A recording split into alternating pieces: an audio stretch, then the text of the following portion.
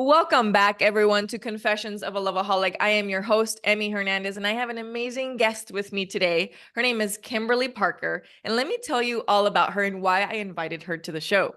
Kimberly Parker is the CEO of Revive to Thrive Wellness Center, specializing in trauma, anxiety, depression, addiction. Y'all know why you're here, right? Loveaholics. That's why we're going into addiction, because addictions are all the same. They might show up differently. Okay, we might have different symptoms, but that's why we call us loveaholics on here, because we're learning how to rewire those addictions. And she also helps with self-esteem improvement. She's a licensed professional counselor and chemical dependency counselor. She is committed to culturally humble care and empowering marginalized populations. Yes to the yes to the yes to the yes. Our communities who are marginalized do not get the care that they deserve. And I'm so happy that Miss Parker is doing something about that. And I'm going to help magnify that voice. Currently, she's pursuing a doctoral degree in counselor education and supervision. Kimberly enhances her skills as a clinician, instructor, and researcher. Beyond her clinical and educational roles, she actively provides cultural humility training to students and professionals, creating inclusive environments and showcasing her passion for promoting cultural humility. Now you know why I have her on the show here today. There's so many things that we're going to unpack, but you're just an absolute gem. Kim, thank you so much for being on our show today. Absolutely. I mean, I really appreciate you for having me here. So grateful for the opportunity and just can't wait to get into it more for sure. I love it. Mhm. So, Kim, we're going to be going into, I know that we could cover a gazillion topics, just the two of us, but don't worry, listeners, we're going to be as specific as we can here with you today. We're going to cover some areas around healing childhood trauma and also removing toxic family members. Dun, dun, dun. I feel like this happens, and it's a little bit more difficult in a lot of our communities where, especially when there's a lot of poverty. At least I found that with my household, and when all you have to hold on to is family, right? Like bloodlines, all that stuff. And we're going to get into that. But let's start off with a little bit on the childhood trauma side. And especially when it comes to different therapeutic practices, because there are a lot of different modalities, but I really want to hear your line of expertise and what it is that you can help your clients with. So let's start with some of the basics there and then sort of go a little bit deeper. Can you discuss the effective therapeutic approaches for addressing and healing childhood trauma? Absolutely. So I think therapeutic approaches are almost like diets, which I personally denounce the diet culture, but just to give you an example, like I think it works if you work it. So there are so many different, modalities, there's so many different theoretical orientations that one can use to conceptualize and help see their client to really understand what's going on. And what I found works best for me and just how my brain works is looking at my client through a cognitive behavioral therapy lens, which essentially is like there's something that's happened to you. Because of that, this is what you think. Because of that thought, this is what you feel. And because of how you feel, this is how you behave. And so that's part of what I utilize in my practice with my clients. But I also find myself to utilize an integrative approach when it comes to healing childhood trauma. So taking that into consideration, but then also taking into consideration, I work with a lot of BIPOC folks, so a lot of folks from marginalized populations, and that for BIPOC, that's Black, Indigenous, people of color. And because of that, I really have to also come from a collectivistic background as well. Because although we live in a very individualistic culture, I understand that a lot of my clients are coming from a place where, like you mentioned, Emmy, family is everything, and it's oftentimes like off what you know, all you that you know, and so that's another piece of the puzzle that I use in working with childhood trauma. But as it relates to specific therapeutic approaches, I use a couple of interventions. So one would be cognitive processing therapy, which again kind of lends to that cognitive behavioral therapy. in a sense of walking my client through. It's a 12 session. There's 12 sessions total for cognitive processing therapy. And essentially, what it does is helps the client to examine the trauma that they experience and how it has impacted them within the 5 trauma themes, which would be power and control, intimacy, self esteem, trust, and safety. And so I walk them through, and they walk me through really as we're processing through it, like how their childhood trauma in this case has impacted all of those areas of their life. I also use EMDR, so eye movement desensitization and reprocessing. I think that became a little bit more of a bigger thing when Prince Harry used it for his trauma, which was really, really huge. And I've seen some other stars in the news as of late who have used it as well. The reason why I like to gravitate towards EMDR is because it is a body-based treatment. One of the things that is very well known as it relates to trauma is that the body keeps the score. You know, the body is the one thing that is not going to lie to you. And so EMDR is my way of being able to help my client involve the body in their treatment, because CBT and cognitive processing therapy can be very cognitive based. I never want to leave the body behind. And so those are some of the ways that I engage with my client. And then of course, for EMDR, it's an 8-phase treatment. The first 2 phases really consist of history gathering, being able to see if the client is a good fit, also equipping them with grounding techniques, because you never want to engage in trauma therapy without providing the client with grounding techniques that they can use inside and outside of session. And then, when we get into phases 3 through 8, we start getting into being able to processing the trauma and engaging in what we call some desensitization, so that um, we can lower the level of disturbance that they feel from their traumatic event to something. It's on a scale of 1 to 10, so we'd want to lower it to like a 1 or 2, so that we can eliminate and lessen those feelings that they're experiencing that are locked in their body from the childhood trauma. And then we want to install the good. And so then we start to go into the installation process where we're able to install the good. So at the end of the phases, and I didn't go into all of them because I don't want to bore you with all of that, but um by the end of it, it really looks like for the client that they're almost watching a movie in regards to what happened to them, opposed to reliving, feeling those body sensations again and all of that. Absolutely. They're now watching it, opposed to uh, having the burden of feeling all of those bodily sensations that have been manifested based upon their childhood trauma.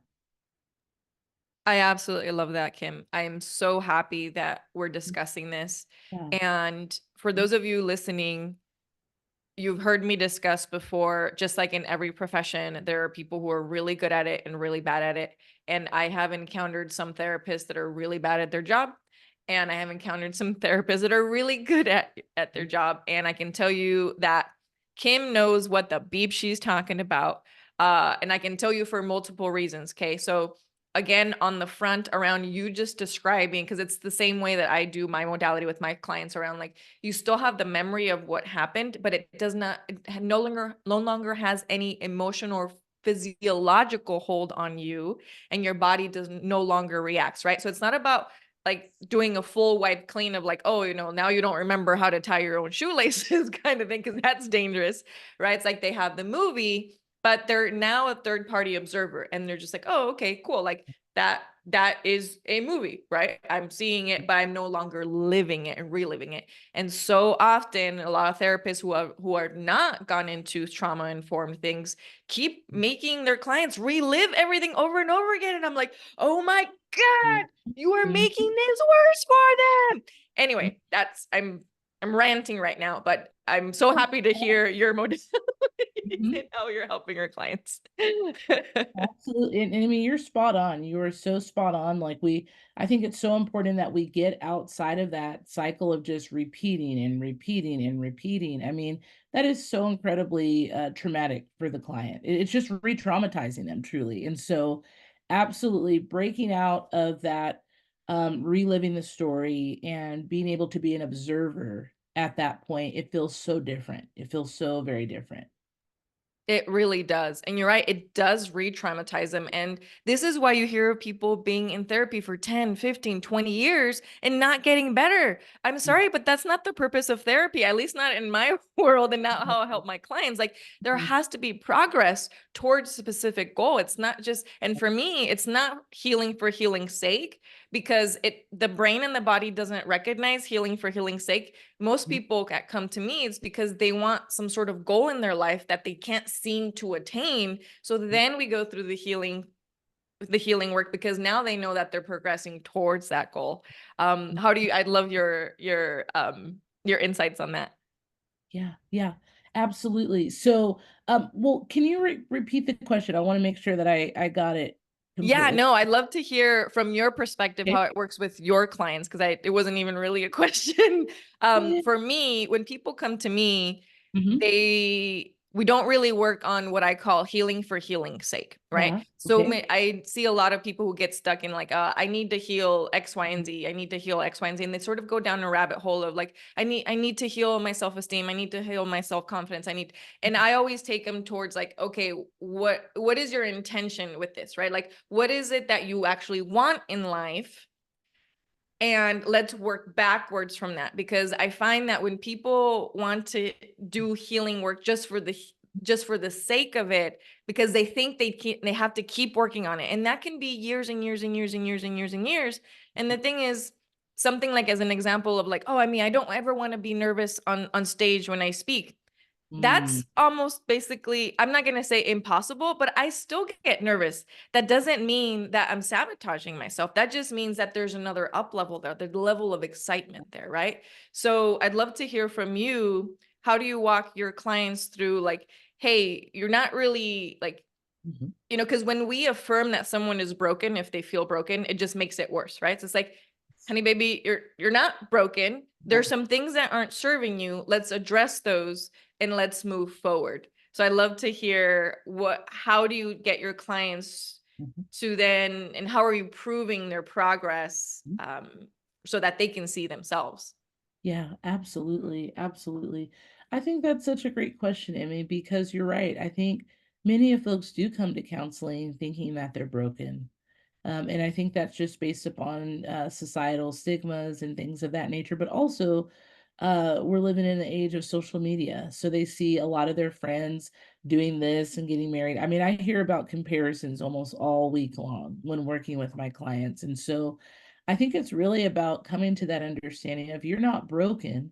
How I like to describe it to my client is that I think in life we were all given a pair of glasses and then trauma happened, to most folks. And so that looks like kind of scratches and smudges all over the glasses. And then now they can't see the world in the way that in its purest form, right? They have these beliefs that they've come up with over time that are not serving them well because this is now how they see the world. And I think therapy looks like being able to buffer out some of those scratches and get rid of some of those smudges so that you can see the world in a more clear view. And so I think it's really about normalizing just how much this happens to folks, because a lot of times, again, with the comparisons, people think that the grass is greener on the other side, not knowing that their neighbor is going through something sometimes that's even more amplified. And so I think it's starting there is like, okay, this is what you're saying is a problem. And I understand there are some things that you want to work through, and I respect that. And we're going to work through those things. But I think it's really about coming to terms with you're not broken. There's just a few cracks. And through this process and working together, we can heal those things. And to also let them know, too, that like there's times in your life where you can take a break. You don't always have to be in a state of healing. You don't always have to have an appointment with this person and that person and this person. Sometimes you need to take a break so that you can exercise the skills that you're learning in these places and test them out for yourself. And then if you feel like you need to resume, which life happens, so it's very likely that someone would want to resume, then you can come on back. But this is not a, like you said, this is not a let's do this for the rest of my life type of thing.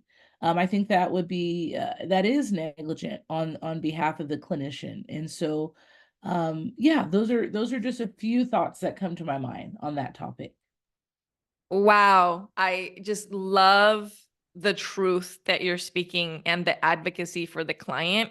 And again, for those of you listening, this is the type of clinician you want to work with.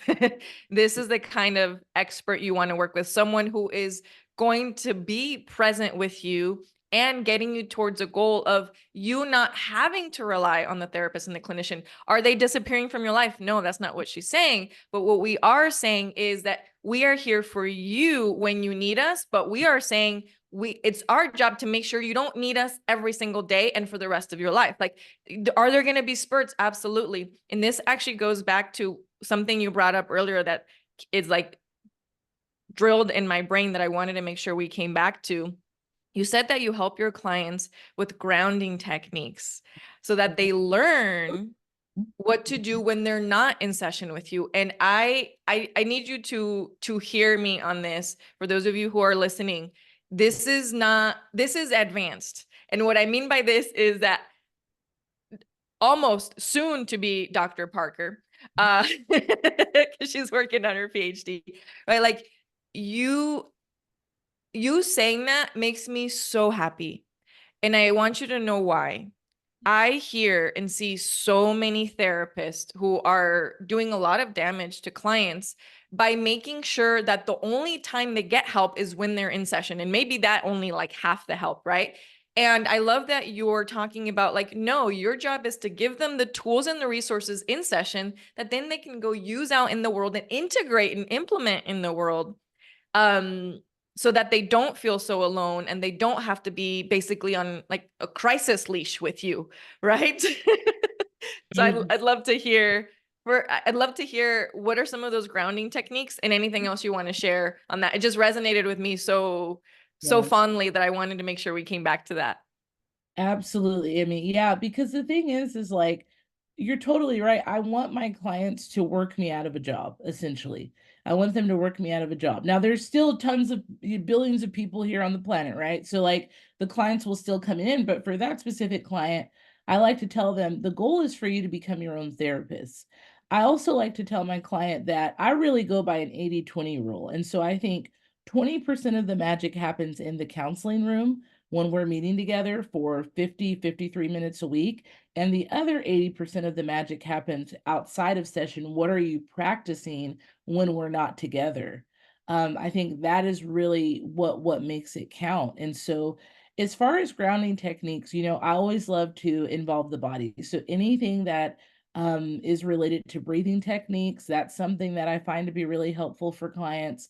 My favorite breathing technique would be the 4-1-7 technique, which is where you inhale for 4, hold for 1, and exhale for 7. You always want to exhale longer than you're inhaling. So that's one that I really like. I also like anything that can tap into your five senses.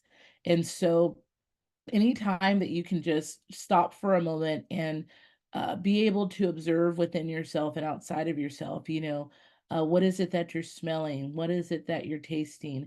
What is it that you're hearing? And so on and so on, because a lot of the time the anxiety lives in the future and the depression lives in the past. And so if I can keep you right here in the moment, that's where the magic can happen. So having them tap into their five senses, and they can even do that in other creative ways.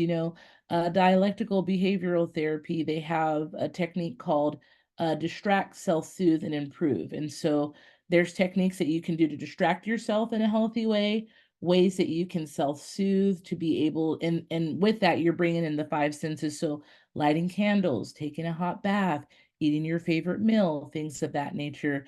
and then things that you can do to improve the situation. And so I like to bring some of that in for my client. As it relates to EMDR, there's very specific grounding techniques that we utilize. And so one is called the spiral technique.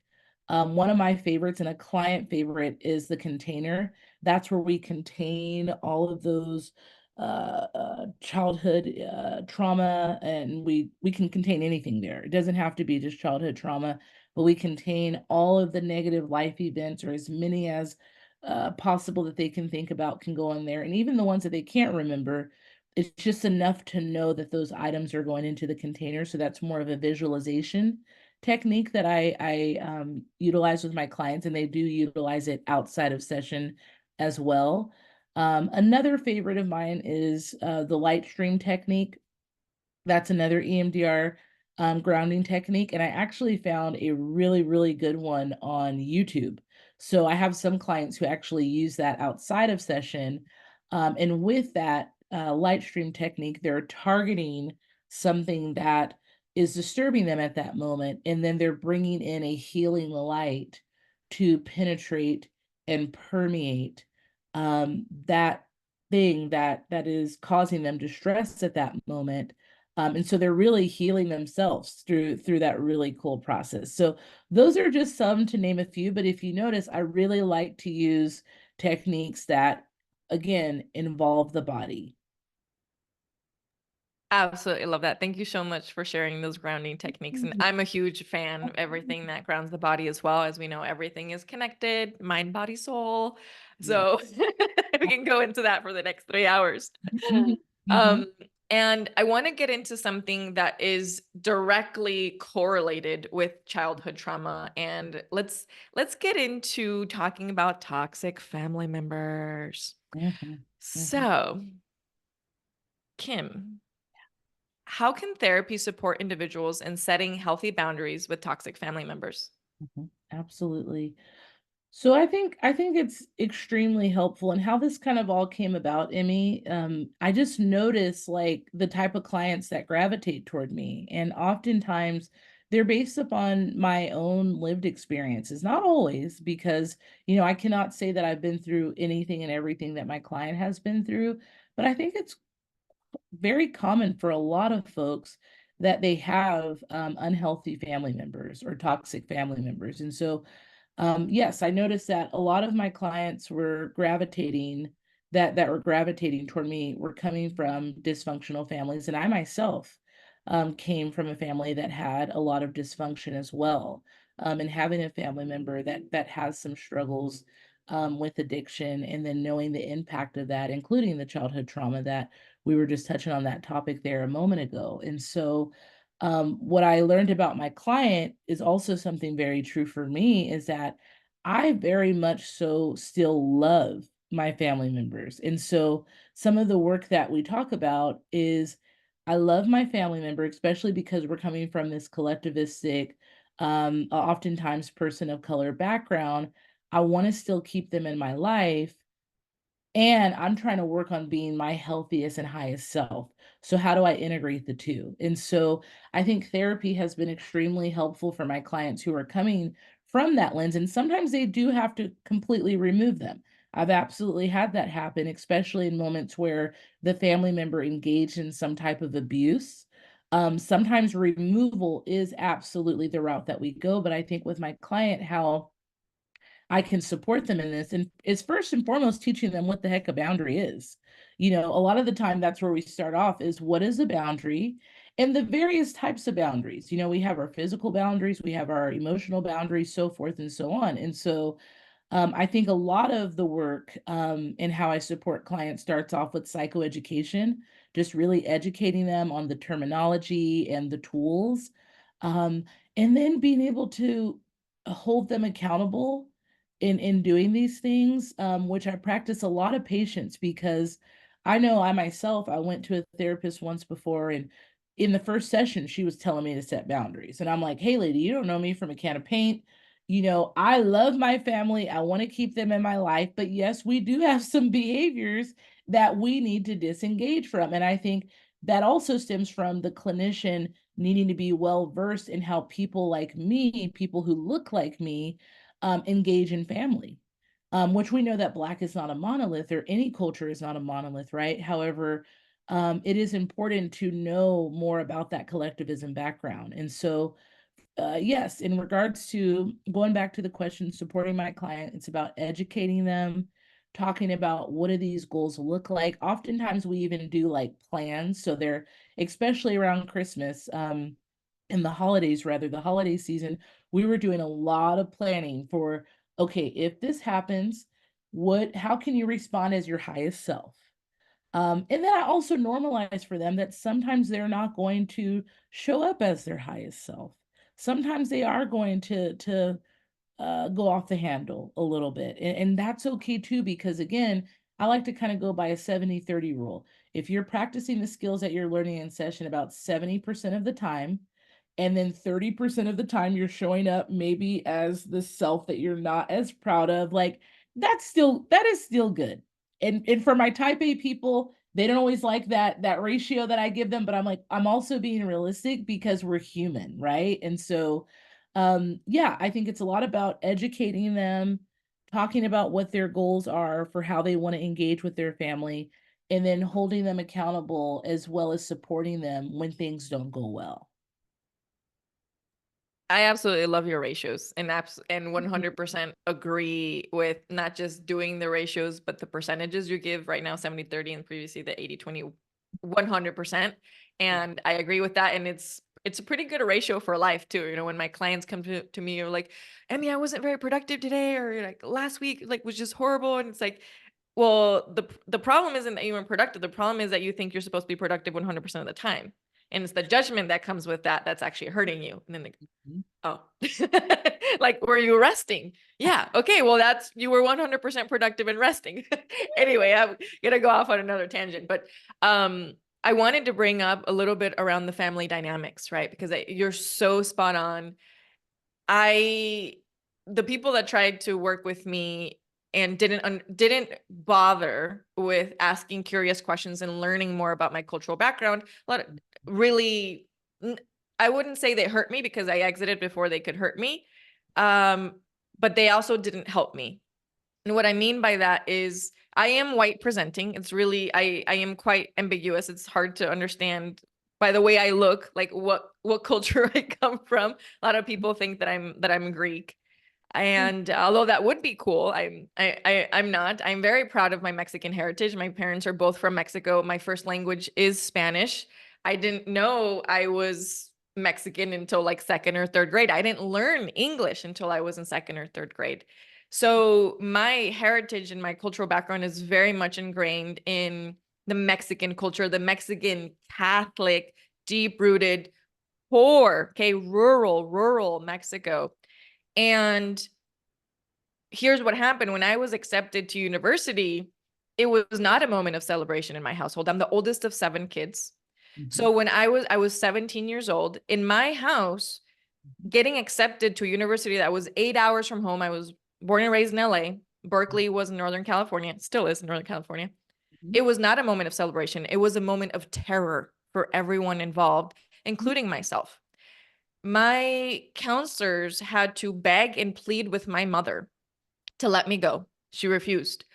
It got to a point where, I was underage, but I forged my mom's signatures to accept my paperwork for Berkeley because I knew that was the best thing to do. And here's the thing, like, we're not going to go into the situation with my mother, but I understand from her perspective the fear in her heart, mind, body, and soul, right? She has a second grade education in the rural valleys of Mexico. Imagine, like, in her mind, the fear of letting her 17-year-old daughter go into a completely new place. She doesn't know where she's going to live. My mother still doesn't know English. So how is she going to advocate for me? There wasn't enough money to go around, barely as it was. How are they now going to support another household, right? So I can understand all of this now. But my mom refused to let me go. In fact, I had to basically run away. She didn't talk to me for 3 months. I was disenfranchised from the family.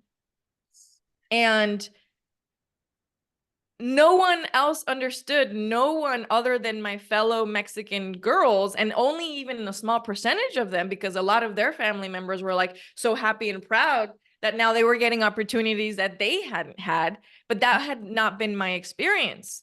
So the therapists that I went to that were not aware of the family upbringing and like the close knit society, like I then became the family pariah, not just in my nuclear family, but to my aunts and uncles and family members in Mexico. I was then stamped as a Yeah. prostitute, as a prostitute, even though I was still a virgin, just because I decided to go to university, which we can all agree that's amazing, right? That's an incredible thing. Leaving But to school, come from that background and not have someone not only understand, but then judge my family and judge me. I didn't need anyone to judge my family. I just needed them to help me process the guilt, the shame, the humiliation, and then the terror of being really fucking bad my first semester at college and not have anyone to support me with that. So I went off all over the place, but I will pause here because I'd love to hear just your thoughts in general around sort of clinicians asking and being, even if you don't come from that background, being able to have curious questions and being able to help their clients during a process that might be unfamiliar to them. absolutely, absolutely.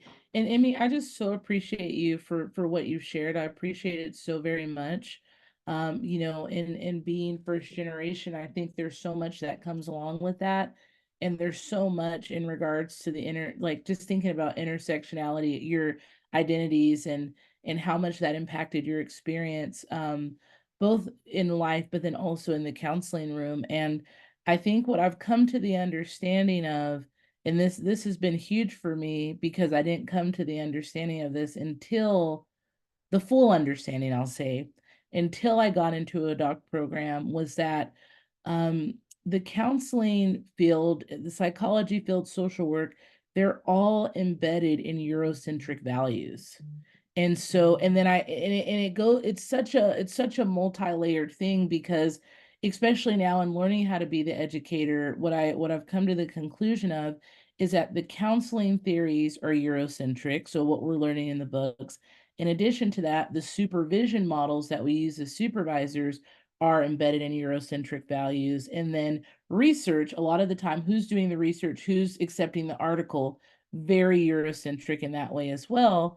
Um, and so almost everything we do, and that's just the counseling field, it's very similar for social work and psychologists as well. I mean, it's happening across all disciplines. And so that's where the problem lies, is what I've learned, is the way that we're learning this. And if you remember, I said this is what I came to the understanding of in my doc program. And so knowing that the counselor, typically they term out at the master's level, there's many people who are not even understanding just yet how colonized the field of counseling is. And so that's where this harm comes from in working with the client. And to that, I've even had to come to the understanding that there might have been harm that I have done, even in being a POC clinician, because this is just what I've learned.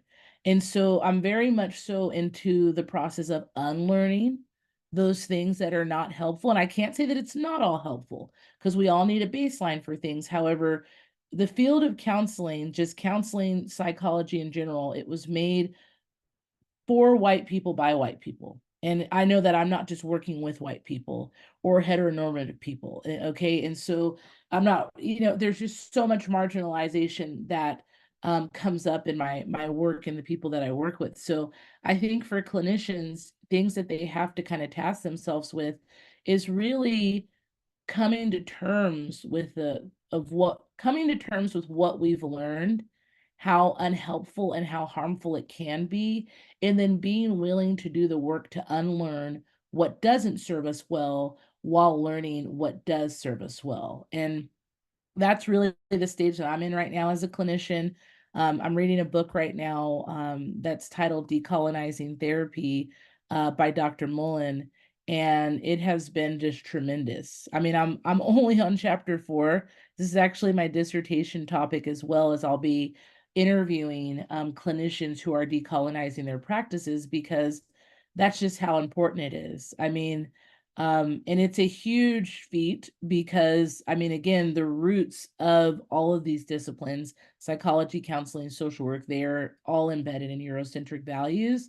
But I much rather try to be a part of the change than just be stagnant and stale and complicit in a harmful system. And so that was a super long-winded response, and it is so because I'm super passionate about this topic, if you can't tell. But I think for clinicians, it's about really looking at your practices. Why are you practicing the way that you're practicing? And see where there is room for change, which I can imagine there's plenty of room for change. I love it. Thank you so much for sharing all that, because there's so much to unpack there, and we're gonna have to definitely save that for another episode. Mhm. But that Yeah. wasn't long-winded at all. That was perfect. I really appreciate you covering that, because I think it's important that people understand that this isn't just like something that it's, oh, Emmy's opinion or Kim's opinion. Like there it goes much deeper. It's systemic, right? So there's a Absolutely. whole system here. And again, to your point around, like, we're not going to sit here and throw tantrums. Like, there's so much that we are doing our part in helping those that come across in our world, that we know that that soul is for me to help, right? Like, if we are in each other's realm, and that's what I choose to be grateful for. Yeah. Soon to be Dr. Parker. Can we do you have a success story that you can share with me around, and with us, around someone who removed a toxic family member and how that positively impacted their life and their well-being? Yeah, absolutely. Well, I'm thinking about there's so many, because again, this is just the type of client that I meet with that I'm so grateful to do this work with. And I think we recently had a book club. I think I actually have the book right here.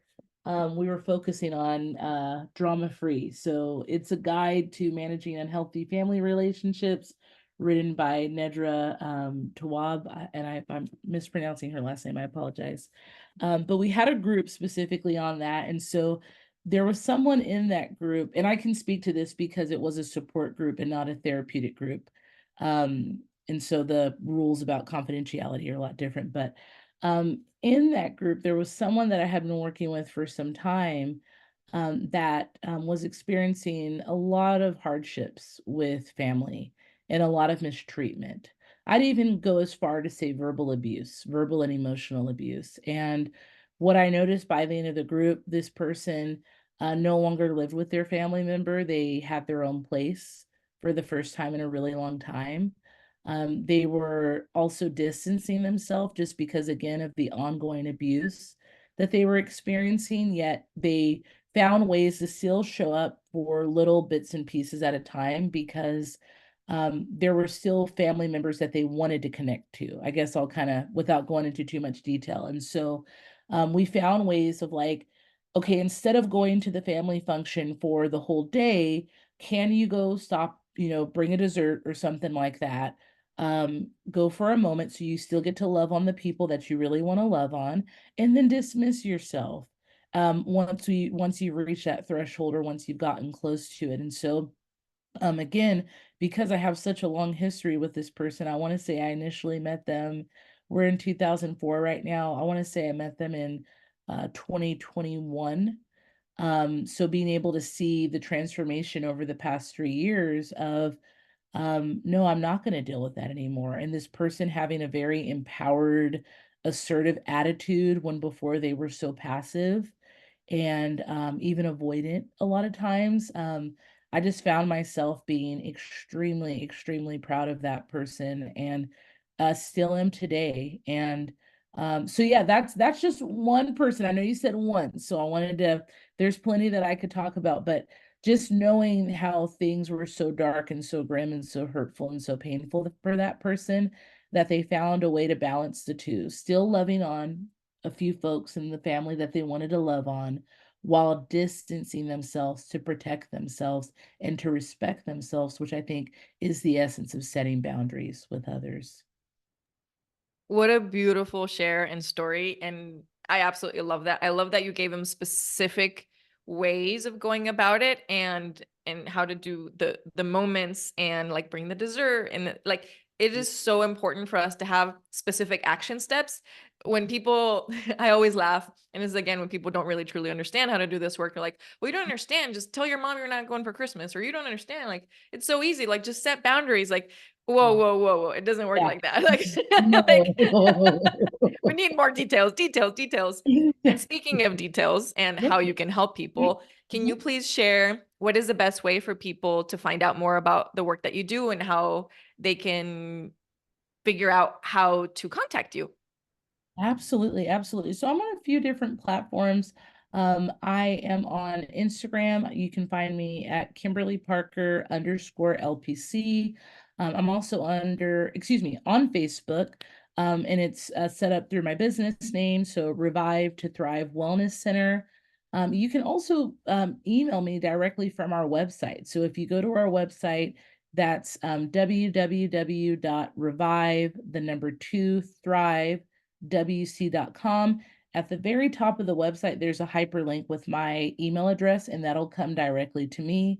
If you see me on social media, you can DM me and we can get connected that way as well. I would say outside of like social media and email, I also have an event for those who are here in the state of Texas coming up on April 20th.